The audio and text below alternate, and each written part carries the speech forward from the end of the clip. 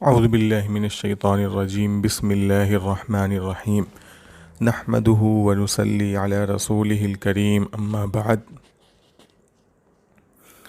آج کا جو سبق ہے وہ سورہ بقرہ کا رکوع 34 ہے، اور اس رکوع کے اندر 3 چیزوں کو بیان کیا گیا ہے۔ پہلا جو مضمون ہے جس کو بیان کیا گیا ہے وہ مال کے خرچ کرنے سے متعلق ہے۔ دوسرا جو مضمون ہے وہ آیت الکرسی کا مضمون ہے، جس کے اندر اللہ تعالیٰ کی ذات اور اللہ تعالیٰ کی تمام بڑی بڑی صفات کو بیان کیا گیا ہے۔ اور جو تیسری چیز ہے، یعنی تیسرا جو مضمون ہے وہ اس بات کو بیان کرتا ہے کہ دین کو منوانے میں کسی کو اسلام لانے پر مجبور کرنے کا کوئی حق نہیں ہے، یعنی اسلام اور دین کے اندر کوئی جبر نہیں ہے۔ یہ 3 مضمون بیان ہوئے ہیں، اور پھر اس کے بعد اللہ تعالیٰ نے فرمایا ہے کہ دین کی ساری باتیں چونکہ بیان ہونے کے بعد اب جو گمراہی ہے اور جو ہدایت ہے یہ دونوں الگ الگ واضح ہو گئی ہیں۔ تو اب جو شخص جس کو بھی اپنانا چاہے اس کے لیے وہ آزاد ہے، اور جو شخص جیسا بھی عمل کرے گا، جس بھی راستے کو اپنائے گا، اسی کے مطابق نتیجہ جو ہے وہ اس کے اوپر مرتب ہوگا۔ آخرت میں وہ اسی نتیجے کو دیکھے گا۔ برے عمل کرنے والے کو جہنم اور گناہ ملے گا، اور جو شخص اچھا عمل کرے گا اسے بہترین صلہ دیا جائے گا، جنت سے نوازا جائے گا۔ اور دنیا کے اندر بھی اس چیز کا بدلہ ملتا ہے، روحانی طور پہ بھی ملتا ہے اور جسمانی طور پہ بھی ملتا ہے۔ تو پہلا جو مضمون ہے وہ ہے مال کے خرچ کرنے سے متعلق۔ اور سورہ بقرہ جو ہے اس میں اگر آپ دیکھیں گے، اور آپ دیکھ ہی رہے ہوں گے کہ شروع سے پہلے عقائد کا بیان ہوا، جس کے اندر مشرکین کے عقائد کا بھی بیان ہوا، اور زیادہ تر واقعات بیان ہوئے بنی اسرائیل کے، جس کے ضمن میں جس کے اندر بنی اسرائیل کے برے عقائد کا تذکرہ کیا گیا کہ بنی اسرائیل کس طرح یہ مانتے ہیں کہ وہ اللہ کے محبوب ہیں، کس طرح وہ یہ مانتے ہیں کہ ہم ہی جنت میں جائیں گے، ہمارے علاوہ کوئی جنت میں نہیں جائے گا۔ اور اسی طرح ان کے برے برے اعمال جو ہیں، یعنی توریت کی باتوں کو بدلنا، چھپانا، اپنے لوگوں کو قتل کرنا، اپنے خلاف دوسروں کی مدد کرنا، اور اسی طریقے سے بہت ساری جو کہتے ہیں یعنی نبیوں کو قتل کرنا، آپ صلی اللہ علیہ وسلم کے ساتھ بدتمیزی اور بیہودگی کرنا، تو یہ بیان ہوا۔ پھر اس کے بعد عقائد بیان ہوئے، اور اس کے بعد پھر اعمال یعنی احکام کا تذکرہ شروع ہوا، بہت سارے احکام بیان کیے گئے۔ پھر ان تمام احکام کے بیان کر دینے کے بعد اللہ تعالیٰ نے 2 بنیادی احکام بیان کیے۔ وہ 2 بنیادی احکام کیا ہیں؟ ایک ہے قتال اور ایک ہے انفاق مال، یعنی ایک ہے جنگ کرنا اور دوسرے مال کو خرچ کرنا۔ یہ 2 بہت ہی بنیادی بہت بڑے اعمال ہیں۔ حالانکہ جو احکام گزرے ہیں اس کے اندر ان دونوں کا تذکرہ آ چکا تھا، لیکن اس کو دوبارہ ذکر کیا گیا کیونکہ تمام احکام کے عمل کرنے میں، ان پر صحیح سے دائمی طور پہ عمل کرنے میں جو چیز ہمیں روکتی ہے وہ ہے دنیا کی محبت، کیونکہ دنیا کی جو محبت ہے وہ تمام تمام برائیوں پر ابھارتی ہے، آخرت کے لیے جو اعمال ہیں ان کو کرنے سے روکتی ہے۔ اور دنیا کی محبت ان 2 چیزوں کی وجہ سے ہوتی ہے، ایک ہے جان اور ایک ہے مال۔ تو ان 2 چیزوں پہ انسان کو عمل کرنا چاہیے اور ان دونوں چیزوں کو خرچ کرنا چاہیے۔ یہ چیز کو بیان کیا گیا، اور پھر اس کے بعد قتال سے متعلق بنی اسرائیل کا جو واقعہ تھا، طالوت اور جالوت کا جو واقعہ تھا، اس کو بیان کیا گیا۔ اور پھر دوبارہ سے اللہ تعالیٰ نے جو مال کی خرچ کرنے کا مضمون تھا اس کو دوبارہ سے اب یہاں سے شروع کیا ہے۔ تو احکام میں مال کے خرچ کرنے کی بڑی اہمیت ہے، اور اس چیز کو بار بار کئی طریقے سے ابھی تک بیان کیا جا چکا ہے۔ اللہ تعالیٰ نے فرمایا کہ لوگ پوچھتے ہیں کہ کس پر خرچ کریں، تو اللہ تعالیٰ نے فرمایا کہ جو بھی خرچ کرو وہ والدین کے لیے، رشتہ داروں کے لیے، یتیموں، مسکینوں، مسافروں پہ خرچ کرو۔ اسی طریقے سے لوگ پوچھتے ہیں کہ کتنا خرچ کریں، تو اللہ تعالیٰ نے فرمایا یسألونک ماذا ينفقون قل العفو، کہہ دیجئے کہ جو بھی آپ کی ضرورت سے زائد ہو اس میں سے خرچ کرو۔ اسی طریقے سے وصیت کے متعلق بھی بیان کیا گیا۔ وصیت کا جو تعلق ہے وہ بھی مال سے ہے، کہ جب کوئی شخص وصیت کرے تو کس طرح سے کرے۔ پھر اس طریقے سے جو عورتوں کے احکام تھے اس کے ضمن میں بھی مال کے خرچ کرنے کا ذکر آیا، کہ رضاعت کے وقت کس طرح اپنے مال کو خرچ کرے، جب عورت کے ساتھ جدائی ہو، طلاق کی نوبت آ جائے تو کس طرح عورت کے خرچ کو آپ برداشت کرنا چاہیے۔ تو اس طرح سے بہت سارے مال سے متعلق احکام بیان ہوئے۔ اب اس میں دیکھنے کی بات یہ ہے کہ نیکی، مال سے متعلق جو نیکی ہے، یعنی مال کے خرچ کرنے سے جو نیکی ملتی ہے اس کا تعلق دنیا سے ہے، یعنی مال نیکی پیدا کرنے کی چیز صرف دنیا میں ہے۔ یعنی اس کو سمجھ سکتے ہیں کہ نیکی تو آپ کو آخرت میں ملے گی، لیکن آپ دنیا کے اندر مال خرچ کریں گے تبھی آپ کو آخرت میں نیکی ملے گی۔ اگر آپ دنیا کے اندر مال کو بچا کر رکھیں گے، خرچ نہیں کریں گے، اور آپ اگر یہ سوچتے ہیں کہ آخرت میں آپ کا مال آپ کو فائدہ دے دے گا، یا آپ کے جانے کے بعد آپ کا مال آپ کو فائدہ دے دے گا، تو ایسی بات بالکل بھی نہیں ہے۔ تو اللہ تعالیٰ اسی مضمون کو، یعنی مال کی جو افادیت ہے وہ دنیا کے حدود میں ہی ہے۔ جیسے مثال کے طور پر کوئی بھی چیز آپ جب خریدتے ہیں، جیسے کہ ٹکٹ آپ نے لیا، تو ٹکٹ جو ہوتا ہے ایک مدت تک ہی اس کی افادیت ہوتی ہے، اس کا فائدہ ایک مدت تک ہی ہوتا ہے۔ تو جس طرح سے ٹکٹ ہے جو آپ کو ایک مدت تک کے لیے فائدہ اٹھانے کی سہولت دیتا ہے، اسی طریقے سے جو مال ہے وہ دنیا کے اندر دنیاوی چیزوں سے بھی فائدہ اٹھانے کی سہولت دیتا ہے، اور اسی طریقے سے آپ اگر مال کو آخرت کے مقصد کے لیے خرچ کریں تو اس خرچ کرنے کی جو مدت ہے وہ دنیا کے اندر ہی ہے۔ یہ الگ بات ہے کہ اس کا فائدہ آپ کو بعد میں ملے گا۔ تو اس میں اللہ تعالیٰ نے فرمایا کہ اے ایمان والو، جو کچھ ہم نے تمہیں دیا ہے اس کو خرچ کرو، یعنی اس کو خرچ کرو، یہ تو بات کہی گئی، لیکن ایک بات آگے یہ بھی کہی گئی کہ اس دن کے آنے سے پہلے، جس دن نہ کوئی خرید و فروخت ہوگی، نہ کوئی دوستی کام آئے گی، اور نہ کوئی سفارش کام آئے گی۔ تو اس میں یہ بتا دیا گیا کہ جو مال ہے وہ قیامت کے آنے سے پہلے، ہر آدمی کی جو زندگی ہے وہ اس کے مال کے خرچ کرنے کی مدت ہے، اور ہر آدمی کی جو موت ہے وہ ایک طرح سے قیامت ہے۔ اس کو قیامت صغریٰ بھی کہا جاتا ہے۔ تو ایک انسان اگر اپنی موت سے پہلے خرچ کر لے تو وہ اس کو فائدہ پہنچائے گا۔ تو اس دن کے آنے سے پہلے خرچ کرو جس دن نہ کوئی خرید و فروخت ہے، من قبل ان یأتی یوم لا بیع، کوئی خرید و فروخت نہیں ہے، ولا خلۃ، اور نہ کوئی جگری دوستی کام آنے والی ہے، ولا شفاعہ، اور نہ کوئی سفارش کام میں آنے والی ہے۔ اس میں ہر چیز کی ممانعت کر دی گئی، یعنی کوئی اگر یہ سوچتا ہے کہ ہم اپنے مال کو دے کر کے کچھ فائدہ حاصل کر سکتے ہیں قیامت کے دن، تو وہ بھی نہیں ہو سکتا ہے۔ یا یہ سوچتا ہے کہ ہم نے جو اعمال کیے ہیں اس کے بدلے ہم کچھ آخرت میں جنت کو حاصل کر لیں گے، کسی کے ساتھ خرید و فروخت کر لیں گے، تو وہ اس طرح کی کوئی خرید و فروخت آخرت میں ہونے والی نہیں ہے۔ اسی طریقے سے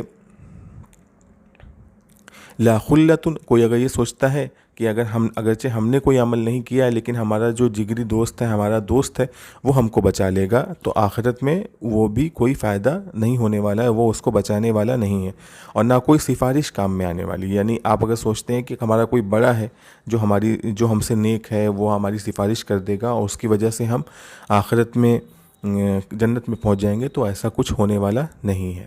تو یہاں پہ مال کی افادیت کی جو حدود ہیں وہ بیان کی گئی ہیں کہ مال کا جو فائدہ پہنچانے کی جو مدت ہے وہ دنیا میں ہے، اس کو دنیا کے اندر ہی خرچ کرنا پڑے گا۔ اب اس کے بعد جو مضمون بیان کیا گیا ہے وہ ہے اللہ تعالیٰ کی ذات اور صفات کا مضمون بیان کیا گیا ہے، جس میں اللہ تعالیٰ نے 10 جملوں میں اپنی ذات و صفات کو لوگوں کے سامنے بہترین طریقے سے بیان کیا ہے، اور اس آیت کو جو اس مضمون کی حامل ہے اس کو آیت الکرسی کہتے ہیں، اور آیت الکرسی کی بڑی بڑی فضیلت بیان کی گئی ہے۔ اس کو قرآن کی عظیم ترین آیت احادیث میں کہا گیا ہے، اور بہت ساری روایتیں اس پر دلالت کرتی ہیں۔ اسی طریقے سے آیت الکرسی جو ہے اس کے پڑھنے کی بھی بڑی فضیلت ہے، یعنی جو شخص ہر نماز کے بعد آیت الکرسی پڑھ لیتا ہے تو آپ صلی اللہ علیہ وسلم نے فرمایا کہ جنت میں جانے سے اس کو کوئی بھی چیز روک نہیں سکتی ہے۔ اور آیت الکرسی کی دنیا میں بھی بڑے فوائد ہیں کہ اگر کوئی شخص آیت الکرسی کی پابندی کرتا ہے تو جو شرور اور جو مصیبتیں ہیں وہ اس سے دور رہتی ہیں، خاص طور سے جو شیاطین والی جو قوتیں ہیں، جو جناتی قوتیں ہیں، وہ چیزیں آپ سے دور رہتی ہیں۔ تو آیت الکرسی میں بہت ساری فضیلت ہے۔ اس میں 10 جملے میں اللہ تعالیٰ نے ذات و صفات کو بیان کیا ہے۔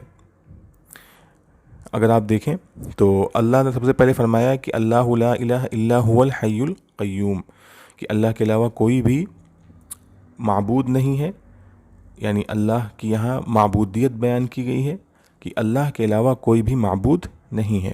اور الحی القیوم، اللہ تعالیٰ زندہ ہیں اور قائم ہیں۔ قیوم کہتے ہیں اس ذات کو جو خود قائم ہو اور دوسروں کو قائم کرنے والا ہو، یعنی اللہ تعالیٰ خود بھی زندہ ہیں، دوسروں کو زندہ رکھنے والے ہیں، اللہ تعالیٰ خود بھی قائم ہیں اور دوسروں کو بھی قائم کرنے والے ہیں۔ لا تأخذہ سنۃ ولا نوم، کی اس کو نہ کوئی اونگ آتی ہے نہ کوئی اس کو نیند آتی ہے، یعنی اللہ تعالیٰ سب کو قائم کرنے والے ہیں، تمام دنیا کا انتظام کرنے والے ہیں، لیکن اگر جیسے انسان کے اوپر اگر کسی بھی چیز کے انتظام کا بوجھ ڈال دیا جائے تو اور اس کا تمام وقت اسی کو قائم کرنے میں گزرے، تو ہوتا یہ ہے کہ انسان کے اوپر تھکاوٹ آتی ہے، اور تھکاوٹ کے بعد انسان کو اونگ آنے لگتی ہے، کیونکہ انسان کا جو جسمانی عمل ہے اور جو انسان کا جو جسم ہے وہ اس طور پہ بنایا گیا ہے کہ جب کبھی آدمی تھکتا ہے تو وہ چاہتا ہے کہ تھوڑا سا آرام کر کے نیند کر کے وہ فریش ہو جائے، تو اس کو اونگ آتی ہے، اس کو نیند آتی ہے۔ لیکن اتنا بڑا انتظام، اتنا بڑا عالم کا جو نظام ہے وہ اللہ تعالیٰ قائم کرتے ہیں، لیکن اس کی وجہ سے اللہ پر نہ کوئی اونگ آتی ہے اور نہ کوئی نیند آتی ہے۔ تو یہ بیان کیا گیا ہے کہ اللہ تعالیٰ کی جو صفات ہیں وہ دائمی ہیں، وہ ایک تسلسل میں ہے، کوئی اس میں تغیر نہیں ہے۔ ایسا نہیں ہے کہ اللہ تعالیٰ پر یہ سب کرنا بھاری پڑ رہا ہے۔ اور اللہ تعالیٰ نے آگے فرمایا کہ لہو ما فی السماوات و ما فی الارض، یہ تیسرا جملہ ہے کہ جو کچھ بھی زمین و آسمان میں وہ اللہ تعالیٰ کی ملکیت ہے، یعنی یہ تمام چیزیں اللہ تعالیٰ کی اپنی بنائی ہوئی چیزیں، اپنی ملکیت کی چیزیں ہیں۔ اس میں بیان کیا گیا کہ اللہ تعالیٰ ہر چیز کے مالک ہیں۔ تو یہ اس میں بیان کیا گیا کہ جو ان چیزوں میں تصرف بھی کرنے والے، یعنی ان چیزوں کو بدلنے والے بھی اللہ ہی تعالیٰ ہیں، کیونکہ اللہ تعالیٰ ہی کی ساری ملکیت ہے، جس کی ملکیت ہوتی وہی اس میں تبدیلی بھی کرتا ہے، وہی اس میں تصرف بھی کرتا ہے۔ کوئی اور شخص اللہ تعالیٰ کے حکم کے بغیر اس میں کوئی بھی تبدیلی نہیں کر سکتا ہے، کیونکہ کسی کی بھی دنیا میں کوئی بھی چیز کسی کی ملکیت نہیں ہے، یعنی انسان کے جان و مال بھی اگر کسی کی ملکیت نہیں ہے۔ پانچواں جملہ جو ہے وہ ہے من ذا الذی یشفع عندہ الا باذنہ، یعنی یہ تو دنیا کے اندر بھی ہر چیز اللہ تعالیٰ کی ہے، اور آخرت کے اندر جب آپ جائیں گے تو کوئی بھی شخص اللہ تعالیٰ کے سامنے سفارش اللہ کی اجازت کے بغیر نہیں کر سکتا ہے. یعنی اللہ کی جو ملکیت دنیا میں ہے وہی ملکیت اللہ تعالیٰ کی آخرت میں. یعنی اللہ کی جو بادشاہت جو حکم چلتا ہے وہ دنیا میں بھی چلتا ہے اور آخرت میں بھی چلتا ہے. کسی کو کسی کی سفارش کرنے کا اختیار بالکل بھی نہیں ہے، بلکہ صرف اللہ تعالیٰ اگر اجازت دیں گے تو اسی وقت آپ کوئی بھی سفارش اللہ کی کر سکتا ہے. بلکہ جو بڑے بڑے لوگ ہیں وہ بھی اللہ تعالیٰ کی اجازت کے بغیر کسی کی سفارش نہیں کر سکتے ہیں. چھٹا جملہ جو ہے وہ یعلم ما بین ایدیہم وما خلفہم، اس کے اندر اللہ تعالیٰ کی دو جملوں میں، اس کے بعد والے جملے میں، ساتویں جملے میں بھی اللہ تعالیٰ کے علم کو بیان کیا گیا. یعنی اللہ کا جو علم ہے وہ لا محدود ہے. یہاں پہ بندوں کے تعلق سے بیان کیا گیا کہ بندوں کے جو اگلے پچھلی چیزیں ہیں وہ اللہ تعالیٰ جانتے ہیں. یعلم ما بین ایدیہم وما خلفہم، جو کچھ بھی بندوں کے آگے پیچھے ہے وہ اللہ اسے جانتے ہیں. اب آگے پیچھے کا مطلب کیا ہوتا ہے؟ یعنی بندوں کا جو مستقبل ہے، جو فیوچر میں آنے والا ہے، اس کو بھی اللہ تعالیٰ جانتے ہیں، اور جو پیچھے یعنی جو گزر چکا ہے وہ اللہ تعالیٰ جانتے ہیں. نہیں، جو بندوں کے سامنے یعنی جو ماضی کی چیزیں جو گزر چکی ہیں، کیونکہ وہ سب بندے دیکھ رہے ہیں، اور جو کچھ بندے کے آگے آنے والا ہے وہ بھی اللہ تعالیٰ جانتے ہیں. اسی طریقے سے اس کا مطلب یہ بھی ہو سکتا ہے کہ جو چیزیں بندوں کے سامنے ظاہر ہیں وہ بھی اللہ تعالیٰ جانتے ہیں، اور جو چیزیں بندوں کے لیے غائب ہیں، جو غیب ہے، اللہ تعالیٰ حاضر اور غائب سب کو جانتے ہیں. ساتواں جملہ جو ہے وہ ہے وَلَا يُحِيطُونَ بِشَيْءٍ مِّنْ عِلْمِهِ إِلَّا بِمَا شَاءَ. یہیں پہ کمپیریزن کر دیا گیا کہ جو بندوں کا علم ہے وہ اللہ کے مقابلے انتہائی ناقص ہے. اللہ کا علم جو ہے وہ مکمل ہے، کامل ہے، اور بندوں کا علم بہت ہی کم اور بہت ہی ناقص ہے. کہ یہاں تک کہ بندے اللہ کے علم کی کوئی بھی چیز کا احاطہ اللہ کے اجازت کے بغیر، اللہ کے ارادے کے بغیر نہیں کر سکتے. یعنی بندوں کو کسی بھی چیز کا علم جو ہوتا ہے وہ اللہ کے ارادے کے ہی زیر اثر ہوتا ہے. اللہ کا ارادہ اگر بندوں کو علم نہ دینا ہو تو بندے کسی بھی علم پر مطلع نہیں ہو سکتے، بندوں کے علم میں کوئی اضافہ نہیں ہوگا. اور پھر اس کے بعد اللہ تعالیٰ کی قدرت کی بات پھر بیان کی گئی ہے کہ وسیع کرسیہ السماوات والارض، کہ اللہ کی جو کرسی ہے وہ زمین و آسمان کو پر وسیع ہے، زمین و آسمان کو سمائے ہوئے ہے. یعنی اللہ کی کرسی اتنی بڑی ہے کہ وہ زمین و آسمان اس کے اندر سما جاتے ہیں. اب کرسی سے مراد کیا ہے؟ کرسی سے مراد کسی کو نہیں پتہ ہے اللہ تعالیٰ کی کرسی کیا ہے. بس اس بات کو ماننا چاہیے کہ اللہ تعالیٰ نے اپنی قدرت کو بیان کرنے کے لیے ایک بات فرمائی ہے کہ اللہ کی کرسی جو ہے وہ اس کی تمام زمین و آسمان جو ہیں وہ اس کو ڈھانپے ہوئے ہے، اس کو سمائے ہوئے ہے. ہاں، حدیث میں آتا ہے کہ کرسی کتنی بڑی ہے، تو اس پہ کہتے ہیں اللہ تعالیٰ آپ صلی اللہ علیہ وسلم کی جو احادیث انہوں نے فرمایا کہ آسمانوں اور زمینوں کی جو مثال کرسی کے مقابلے ایسی ہے جیسے ایک بڑے میدان میں کوئی انگوٹھی ڈال دی جائے، تو اس طرح سے مثال دی جائے. یعنی ایک بہت بڑا میدان ہو، اس میں ایک چھوٹی سی انگوٹھی رکھی ہو، تو تمام زمین و آسمان کرسی کے مقابلے اتنی ہی بڑے ہیں. اور دوسری احادیث میں یہ بھی ہے کہ عرش کے مقابلے کرسی کی مثال بھی ایسی ہی ہے. یعنی ایک بڑے میدان میں، ایک بہت بڑے میدان میں ایک چھوٹی سی انگوٹھی ہے، تو یعنی کرسی بھی عرش کے مقابلے بہت چھوٹی ہے. اب اس کا کیا مطلب ہے یہ اللہ تعالیٰ ہی جانتے ہیں. اللہ تعالیٰ نے آگے بیان فرمایا کہ وَلَا يَؤُودُهُ حِفْظُهُمَا، زمین و آسمان کو محفوظ رکھنا، کہ اس کی حفاظت کرنا اللہ تعالیٰ کو بوجھ نہیں محسوس ہوتا اس سے. وَلَا يَؤُودُهُ حِفْظُهُمَا، زمین و آسمان کی حفاظت اللہ کو بوجھ معلوم نہیں ہوتی ہے، اللہ کو تکلیف نہیں دیتی ہے. یعنی اللہ تعالیٰ کی جو قدرت ہے اس کے اندر کمی زیادتی نہیں ہوتی ہے. اللہ کی قدرت یکساں رہتی ہے چاہے اس میں کتنی بھی چیزیں آ جائیں. تو زمین و آسمان اللہ کی قدرت سے قائم ہے، لیکن زمین و آسمان کو قائم رکھنا اللہ تعالیٰ کو تکلیف نہیں دیتا ہے. انسانوں پہ قیاس نہیں کرنا چاہیے. اللہ تعالیٰ نے بیسیکلی یہاں پہ یہ بات بتائی ہے. اور آخر میں اللہ تعالیٰ نے ان سب چیزوں کی تائید فرما کر کہا ہے کہ وَهُوَ الْعَلِيُّ الْعَظِيمُ، اللہ تعالیٰ کی شان عظیم ہے، اللہ تعالیٰ کی قدرت عظیم ہے، اللہ عالی شان ہے، اللہ عظیم الشان ہے. تو اس کے اندر یہ 10 جملوں میں چیزوں کو بیان کیا گیا. اب اس میں ہم دیکھ سکتے ہیں کہ بات چل رہی تھی مال کے خرچ کرنے کی، اور اس کے بعد آیت الکرسی اللہ تعالیٰ نے بیان فرمائی. تو اس میں کیا ربط ہے، اس میں آپس میں کیا تعلق ہے؟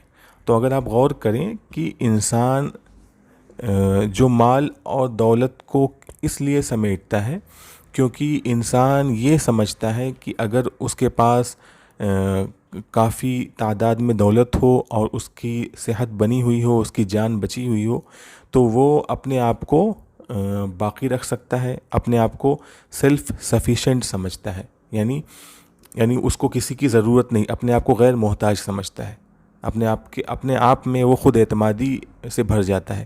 تو انسان اپنے آپ کو ان 2 چیزوں کی وجہ سے خود اعتماد اپنے آپ کو سمجھتا ہے. لیکن کیا انسان ان 2 چیزوں کے آنے کے بعد کسی کا محتاج نہیں ہوتا ہے؟ تو اگر غور کیا جائے کہ سیلف سفیشینسی جو ہے، خود اعتمادی کی جو یہ کیفیت ہے، وہ آپ کی کیا ان 2 چیزوں کے بعد برقرار رہ سکتی ہے؟ تو اگر ہم غور کرتے ہیں تو یہ پتہ چلتا ہے کہ انسان یہاں تک کہ اپنے جسم کے بھی جو نظام چل رہا ہے اس کے جسم کے اندر، اس پہ بھی قابو نہیں رکھتا ہے. اسی طریقے سے انسان کے جسم سے باہر، یعنی جو دنیا میں جو کچھ تغیر ہو رہا ہے، جو کچھ بھی بدل رہا ہے، اس پہ بھی انسان کا کوئی بھی کنٹرول نہیں ہے. تو انسان کے اندر قدرت نہیں ہے، نہ اپنے آپ پر اور نہ اپنے آپ کے باہر. اسی طریقے سے انسان کو نہیں پتہ ہے کہ آگے کیا آنے والا ہے، یعنی فیوچر میں، مستقبل میں کون سے حالات پیش آنے والے ہیں، انسان کو نہیں پتہ ہے. تو اگر انسان کے اوپر کوئی ایسے واقعات پیش آ جائیں جس کی وجہ سے اچانک سے اس کا مال جو ہے وہ ضائع ہو جائے، ختم ہو جائے، اور اسی طریقے سے اگر انسان کی قدرت جو ہے وہ اچانک سے حالات بدل جائیں اور انسان بیمار پڑ جائے، تو انسان جن 2 چیزوں پہ اتنا زیادہ اعتماد کیے ہوئے تھا، اپنے آپ کو کسی کا بھی محتاج نہیں سمجھتا تھا، اچانک سے یہ 2 چیزیں انسان کو نادار بنا سکتی ہیں، انسان کو بے انتہا محتاج بنا سکتی ہیں. تو پتہ یہ چلا کہ مال اور جان جو ہیں وہ انسان کو قدرت اور علم نہیں دیتے ہیں. قدرت اور علم جو ہے وہ بنیاد ہے انسان کے کسی بھی ذات کے سیلف سفیشینٹ ہونے کے. اور یہ قدرت اور علم کیا ہے؟ وہ اللہ تعالیٰ کی صفت ہے، وہ اللہ تعالیٰ کے اندر پائی جاتی ہے. تو آیت الکرسی جو ہے بنیادی طور پہ اللہ تعالیٰ کے علم اور اللہ تعالیٰ کی قدرت کو بیان کرتی ہے، اور یہ بتاتی ہے کہ انسان کے پاس اگر جان اور مال ہو تو انسان کو یہ نہیں سمجھنا چاہیے کہ وہ کسی کا محتاج، یعنی اللہ تعالیٰ کا محتاج نہیں ہے. کیونکہ مال اور جان سے انسان اپنے آپ کو بچا نہیں سکتا ہے، اللہ تعالیٰ کی ہی مدد سے انسان کسی کو بچا سکتا ہے، اپنے آپ کو بچا سکتا ہے. تو اس آیت الکرسی میں یہ 2 چیزوں کو بیان کر کے اللہ تعالیٰ نے فرمایا کہ انسان جو ہے وہ ہے محتاج اور اللہ تعالیٰ جو ہے وہ ہے غنی. تو اب اس کے بعد انسان کو کیا کرنا چاہیے؟ انسان کو چاہیے کہ وہ اللہ تعالیٰ کے راستے کو اپنا کر کے اللہ تعالیٰ پر بھروسہ کرے، یعنی جو ذات اتنی بڑی ہے اس پر ہی اپنے آپ کو، اس پر توکل کرے، اس پہ ہی اپنے آپ کو ڈیپینڈ کر دے. تو جب انسان اللہ تعالیٰ پہ بھروسہ کر کے اس پر ڈیپینڈ ہو جائے گا تو انسان بھی جو ہے وہ سیلف سفیشینٹ ہو جائے گا، یعنی اللہ تعالیٰ کی مدد سے ہو جائے گا، پھر اس کو کسی اور کی ضرورت نہیں پڑے گی. تو اس چیز کو بیان کیا گیا، اور اسی چیز کو آگے اللہ تعالیٰ نے فرمایا ہے کہ بھلائی اور جو گمراہی ہے وہ راستے جو ہیں وہ ظاہر ہو چکے ہیں، اور جو شخص اللہ تعالیٰ پر ایمان لا کر کے کفر کا انکار کر دے گا تو اس نے ایک مضبوط حلقے کو پکڑ لیا. یہی ہے اللہ تعالیٰ کے اوپر بھروسہ کرنا، ایمان لا کر کے اللہ تعالیٰ کی رسی کو، اللہ تعالیٰ کے بنائے ہوئے حلقے کو پکڑ لینا. تو جب انسان اللہ تعالیٰ کے بنائے ہوئے مضبوط حلقے کو پکڑ لیتا ہے تو پھر وہ گمراہی میں، کسی طرح کی برائی میں نہیں پڑتا ہے. اور اسی چیز کو آگے اللہ تعالیٰ نے فرمایا ہے کہ انسان اگرچہ کمزور ہے لیکن جب انسان ایمان لا دیتا ہے تو اللہ تعالیٰ اس کے مددگار بن جاتے ہیں. اللہ تعالیٰ نے فرمایا کہ اللہ ولی الذین آمنوا یخرجہم من الظلمات الی النور، کہ اللہ تعالیٰ ایمان والوں کے مددگار ہیں. اس سے سمجھ میں آ گیا کہ انسان جو ہے وہ خود اپنی ذات میں کمزور ہے، محتاج ہے، لیکن ایمان لانے کے بعد اللہ تعالیٰ کی مدد اس کو مل جاتی ہے. اور اللہ تعالیٰ اس مدد کا اظہار کیسے کرتے ہیں؟ یخرجہم من الظلمات الی النور، اللہ تعالیٰ اس کو تاریکیوں سے نور کی طرف لے کر آتے ہیں. اور جو لوگ کافر ہیں اس کے بارے میں بیان کیا گیا کہ جو لوگ کافر ہیں وہ ایک طرح سے اللہ تعالیٰ کی اس مضبوط حلقے کو نہیں پکڑتے ہیں تو گمراہی میں چلے جاتے ہیں. اور جن لوگوں کی بات سن کر کے وہ یہ ایسا کرتے ہیں وہی لوگ، یعنی جو شیاطین ہیں، وہ ان کو نور میں سے، یعنی روشنی سے لے کر کے گمراہی میں چلے جاتے ہیں، تاریکی میں چلے جاتے ہیں. تو اس میں صفت بھی بیان کر دی گئی ایمان کی، کہ ایمان جو ہے وہ اس کی جو صفت ہے وہ روشنی کی ہے، کفر کی جو صفت ہے وہ تاریکی کی ہے. اس کے بعد یہاں پر سبق کا جو وہ ہے وہ مضمون پورا ہو جاتا ہے. اور آگے جو رکوع ہے اس کے اندر اللہ تعالیٰ انہی چیزوں کو، یعنی اللہ تعالیٰ جو مدد کرتے ہیں ایمان والوں کی، اسی مدد کو 3 واقعے کے ذریعے اللہ تعالیٰ بیان فرماتے ہیں. تو خیر آج کے سبق میں یہ مضمون اتنا ہی ہے، اور ہم دیکھتے ہیں کہ آگے ترجمہ ہم لوگ آج دیکھ لیتے ہیں.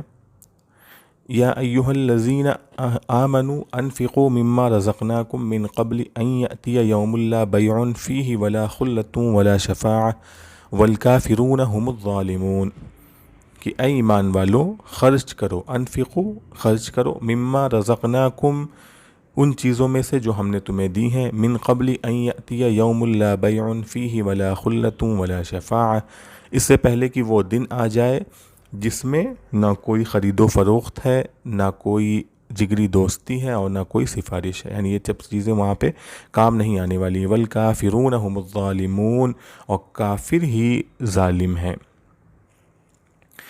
کہ اپنے جان اور مال کو بے موقع استعمال کرتے ہیں. ظلم کہتے ہیں کسی بھی چیز کو بے موقع استعمال کرنا، یہ ظلم ہے. تو اپنے جان کو وہاں پہ خرچ کرنا جہاں پہ اس کی ضرورت نہیں ہے، استعمال کو وہاں پہ خرچ کرنا جس کی ضرورت نہیں ہے، تو اس کو خرچ کرنا ظلم کہلاتا ہے. تو کافر جو ہوتا ہے وہ اسی طرح سے بے موقع اپنے ان چیزوں کو خرچ کرتا ہے. تو والکافرون هم الظالمون، کافر ہی ظالم ہے. اور اللہ لا الہ الا هو الحی القیوم، اللہ کے سوا کوئی معبود نہیں ہے، وہ زندہ ہے، سب کو قائم کرنے والا ہے، سب کو تھامنے والا ہے. لا تأخذہ سنۃ ولا نوم، اس کو نہ کوئی اونگ آتی ہے نہ نیند آتی ہے. لہ ما فی السماوات و ما فی الارض، جو کچھ بھی آسمانوں میں ہے اور جو کچھ بھی زمین میں ہے، لہو اسی کی ملکیت ہے. من ذا الذی یشفع عندہ الا باذنہ، کون ہے جو اس کے پاس سفارش کرے، الا باذنہ، الا یہ کہ اللہ کی اجازت کے ساتھ ہو، الا یہ کہ باذنہ، اللہ کی اجازت کے ساتھ ہو. یعلم ما بین ایدیہم وما خلفہم، اور جو کچھ بھی بندوں کے سامنے ہے اور جو کچھ بھی بندوں کے پیچھے ہے، یعلم، اللہ سب کو جانتا ہے. ولا یحیطون بشیء من علمہ الا بما شاء، اور بندے جو ہے وہ اللہ کے علم سے کا کوئی بھی کسی بھی چیز کا احاطہ نہیں کر سکتے. ولا یحیطون، اور بندے احاطہ نہیں کر سکتے، بشیء من علمہ، اللہ کے علم کی کسی بھی چیز کا، الا بما شاء، سوائے اس چیز کے جس کو اللہ چاہے، اللہ سوائے بما شاء اس چیز کے جس کو اللہ چاہے۔ وسع کرسیہ السماوات والارض، اللہ کی کرسی زمین و آسمان کو سمائے ہوئے ہے۔ وسیع کہتے ہیں کسی چیز پر وسیع ہو جانا، یعنی کسی چیز کے اوپر وسیع ہونا، یعنی کسی چیز سے بڑا ہونا۔ وسیع کرسیہ السماوات والارض، اس کی کرسی آسمانوں اور زمینوں کو سمائے ہوئے ہے۔ ولا یؤودہ حفظہما، اور زمین و آسمان کو محفوظ رکھنا، زمین و آسمان کی حفاظت اللہ کو تھکاتی نہیں ہے، اللہ کو بھاری نہیں محسوس ہوتی ہے۔ وَهُوَ الْعَلِيُّ الْعَظِيمُ، اور اللہ تعالی سب سے برتر ہیں، سب سے عظیم ہیں۔ اسی کو ترجمہ کرتے ہیں کہ اللہ تعالی عالی شان ہے، اللہ تعالی عظیم الشان ہے۔ اب دیکھیے کہ اللہ تعالیٰ فرماتے ہیں، تیسرا جو مضمون تھا اس کے متعلق شاید بیان کرنے سے رہ گیا تھا، کہ یہاں دو چیزیں بیان ہوئی تھیں، ایک ہے جنگ اور ایک ہے مال کے خرچ کرنا۔ تو جنگ کا جو مضمون تھا، اس سے آدمی کو یہ گمان ہو سکتا ہے، یہ غلط فہمی ہو سکتی ہے کہ اللہ کے راستے میں جو جنگ ہے وہ اس لیے ہوتی ہے کہ دوسروں کو ایمان لانے پر مجبور کر دیا جائے، یا یہ سوچ سکتا ہے کہ دوسری چیزوں کے ساتھ ساتھ دوسروں کو ایمان لانے پہ مجبور کرنا جو ہے وہ بھی قتال کا ایک حصہ ہے۔ تو اللہ تعالیٰ اس شبہ کو، اس غلط فہمی کو یہاں پہ ختم کرتے ہیں کہ لا اکراہ فی الدین، دین میں کوئی بھی مجبوری نہیں ہے، کوئی بھی زبردستی نہیں ہے، یعنی دین کے اندر کسی کو زبردستی نہیں کر سکتے۔ اب یہ جملہ بہت ہی خوبصورت جملہ ہے، اس کے اندر دو طرح سے اس کو سمجھ سکتے ہیں آپ۔ ایک تو یہاں پہ یہ بیان کیا جا رہا ہے کہ دین کے اندر یعنی ایمان کے اندر کوئی بھی زبردستی نہیں ہے، یہ حقیقت بیان کی جا رہی ہے، کیونکہ جو ایمان ہے اس کا تعلق دل سے ہے، اور جو چیز دل میں ہے اس پر کسی اور کا زور چل ہی نہیں سکتا۔ تو کسی شخص کو آپ ایمان لانے پہ تو مجبور کر ہی نہیں سکتے، ظاہری طور پہ آپ اس سے کچھ بھی کہلوا لیں، لیکن دل کے اندر جو ایمان ہے اس پہ لانے پہ کوئی کسی کو مجبور نہیں کر سکتا ہے۔ تو ایسا کرنا کیا ہے، بیکار ہے، کسی کو ظاہری طور پہ آپ ایمان لا کر کے کر بھی کیا لیں گے۔ تو یہ مجبور اس لیے اس سے کہا گیا کہ ایسا کرنا کسی کام کا نہیں ہے۔ تو حقیقت میں کسی کو آپ مجبور نہیں کر سکتے، اور یہاں پہ حکم بھی دیا جا سکتا ہے کہ لا اکراہ فی الدین، دین میں کسی کو مجبور مت کرو، اس کا مطلب بھی ہو سکتا ہے، اور اس دونوں مطلب کی اس جملے میں گنجائش ہے، عرب میں اس طرح سے بولا بھی جاتا ہے۔ کیوں ایسا کرنے کی ضرورت نہیں ہے، اس کو اللہ تعالیٰ فرماتے ہیں کہ قد تبین الرشد من الغی، ہدایت گمراہی سے واضح ہو چکی ہے، یعنی اللہ تعالیٰ نے جو احکام اور عقائد اور بیان کیے ہیں ابھی، ان تمام چیزوں کو آدمی سمجھ لے تو اس کے بعد آدمی کو سمجھ میں آ جائے گا کہ سیدھا راستہ کون سا ہے اور غلط راستہ کون سا ہے، ہدایت کون سی ہے اور گمراہی اور ضلالت کون سی ہے۔ تو یہ چیزیں واضح ہو چکی ہیں، تو انسان کو چونکہ اختیار دیا گیا ہے، تو انسان کو آپ مجبور نہیں کر سکتے، اور انسان اپنے اختیار سے گمراہی اور ہدایت کو اپنا سکتا ہے، چھوڑ سکتا ہے۔ فَمَن يَكْفُرْ بِالطَّاغُوتِ، اللہ تعالیٰ فرماتے ہیں کہ جو شخص کفر کا انکار کرے، یکفر انکار کرے، بالطاغوت، طاغوت کہتے ہیں نافرمان کو، نافرمانی کو بھی کہتے ہیں۔ تو جو شخص نافرمانی کا انکار کرے، جو شخص نافرمانوں کا انکار کر دے، اور یہاں پہ طاغوت سے مراد کفر ہے، کیونکہ کفر بھی ایک نافرمانی ہے۔ تو جو شخص کفر کا انکار کرے، وَيُؤْمِن بِاللَّهِ، اور اللہ پر ایمان لائے، فَقَدِ اسْتَمْسَكَ بِالْعُرْوَةِ الْوُثْقَىٰ، تو حقیقت یہ ہے کہ اس نے مضبوط حلقے کو پکڑ لیا۔ استمسکا پکڑ لینا، اور بالعروۃ الوثقیٰ، العروۃ الوثقیٰ کہتے ہیں مضبوط حلقہ، جو کسی چیز میں جڑا ہوا حلقہ ہو، یعنی کسی چھت سے جڑا ہوا ہو، کسی رسی سے میں بندھا ہوا حلقہ ہو، آپ نے اس کو پکڑ لیا اور آپ نیچے گرنے سے بچ گئے ہیں۔ لن انفصام لہا، جس حلقے کو کوئی بھی جس کے اندر ٹوٹنے کی کوئی گنجائش نہیں ہے، لن انفصام لہا، جس کے لیے کوئی ٹوٹنا نہیں ہے، انفصام ٹوٹنا، یعنی وہ حلقہ اتنا مضبوط ہے کہ وہ کبھی ٹوٹ نہیں سکتا. یعنی ایمان اگر آپ نے خلوص نیت سے لے آئے ہیں آپ، اور آپ کے دل میں ایمان بیٹھ گیا ہے، تو پھر اس کے اندر کوئی بھی اس کے ختم ہونے کی کوئی گنجائش نہیں ہے، کچھ ٹوٹنے کی کوئی گنجائش نہیں ہے. واللہ سمیع علیم، اور اللہ تعالیٰ سب کچھ سننے والا ہے اور جاننے والا ہے. یعنی آپ کے دل میں کس قدر ایمان ہے، اللہ تعالیٰ اس چیز کو، سب کچھ کو جانتا ہے. تو اللہ تعالیٰ نے اس چیز کو بیان کیا یہاں پر. اب اس میں آپ دیکھ سکتے ہیں کہ پچھلے مضمون سے یہ جڑا ہوا ہے، یعنی کہ اللہ تعالیٰ، پہلے یہ ایک مفہوم نکل گیا کہ اللہ تعالیٰ جو ہیں وہ قدرت والے ہیں اور علم والے ہیں، اور بندے اللہ کے محتاج ہیں. تو بندے کو کیا چاہیے کہ اللہ تعالیٰ کے راستے کو اپنا کر کے اللہ پر ہی اپنے آپ کو ڈیپینڈ کر دے. تو اس کے بعد کیا ہوتا ہے، اللہ تعالیٰ فرماتے ہیں کہ اللہ ولی الذین آمنوا یخرجہم من الظلمات الی النور، یعنی بندہ جب ایمان لے آتا ہے، اللہ تعالیٰ پر اپنے آپ کو ڈیپینڈ کر دیتا ہے، تو اللہ اس کی مدد فرماتے ہیں. اللہ جو ہے وہ ایمان والوں کا مددگار ہے. اللہ ولی الذین آمنوا، اللہ مددگار ہے الذین آمنوا، ان لوگوں کا جو ایمان لے آئے. اللہ تعالیٰ ان کی مدد کیسے فرماتا ہے، یخرجہم من الظلمات الی النور، اللہ ان کو تاریکیوں سے روشنی کی طرف لے آتا ہے. والذین کفروا اولیاءہم الطاغوت، اور جو لوگ کفر کرتے ہیں ان کے مددگار شیاطین ہے. طاغوت سے مراد یہاں پہ شیاطین ہے، پیچھے طاغوت سے مراد کفر تھا. یخرجونہم من الظلمات الی النور، اب وہ شیاطین اپنے ماننے والوں کی مدد کیسے کرتے ہیں کہ ان کو جو نور اللہ تعالیٰ کی طرف سے ملا تھا اس سے نکال کر کے تاریکی کی طرف لے کے چلے جاتے ہیں، جو کہ کفر ہے. اولئک اصحاب النار، یہی لوگ جہنم کے رہنے والے ہیں. ہم فیہا خالدون، یہ جہنم میں ہمیشہ ہمیش رہیں گے. تو اللہ تعالیٰ نے فرما دیا کہ اللہ تعالیٰ ایمان والوں کی مدد تاریکیوں سے روشنی کی طرف نکال کے ان کو کرتا ہے.